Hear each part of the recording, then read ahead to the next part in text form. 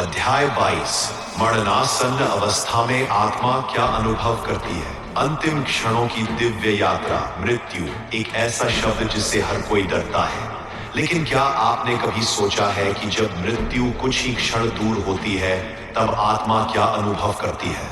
गरुड़ पुराण कहता है मृत्यु के अंतिम क्षण सबसे पवित्र होते हैं, क्योंकि तब आत्मा और ईश्वर के बीच की दूरी मिटने लगती है। जैसे ही प्राणी मरणासन्न होता है, उसकी सांसें धीमी पड़ने लगती है, आंखों के आगे जीवन के दृश्य घूमने लगते हैं और आत्मा भीतर ही भीतर यात्रा शुरू कर देती है। यही क्षण होता है जब कर्मों की सबसे बड़ी गिनती शुरू होती है। गरुड़ पुराण में बताया गया है मृत्यु के समय आत्मा के पास यमदूत या दूत स्वरूप देवता आते हैं, लेकिन कौन आएगा यह आत्मा के कर्म तय करते हैं। पापी आत्मा के चारों ओर अंधकार, डरावने दृश्य और यमदूत होते हैं, जबकि धार्मिक पुण्यात्मा के पास प्रकाशमय तेजस्वी देवदूत आते हैं। उस समय शरीर छूट रहा होता है, लेकिन आत्मा देख रही होती है अपने परिजनों को, अपनी यादों को और स्वयं को भी।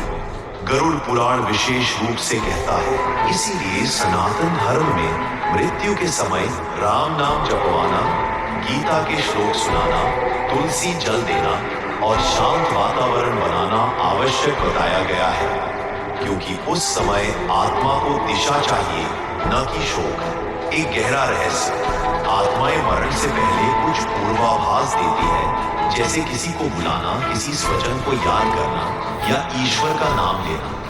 यह आत्मा का अंततः संकेत होता है कि वह जा रही है। मृत्यु एक अंत नहीं, बल्कि एक सचेत यात्रा की शुरुआत है। और गरुड़ पुराण बार बार कहता है, जिसने अंतिम क्षणों को पहचान लिया, उसने जीवन का सबसे बड़ा रहस्य जान लिया। अगले अध्याय में जानिए, मृत्यु के बाद आत्मा को कौन मार्गदर्शन देता है। यमदूत आते हैं या कोई और? क्या आत्मा अकेली जाती है या उसे कोई लेने आता है?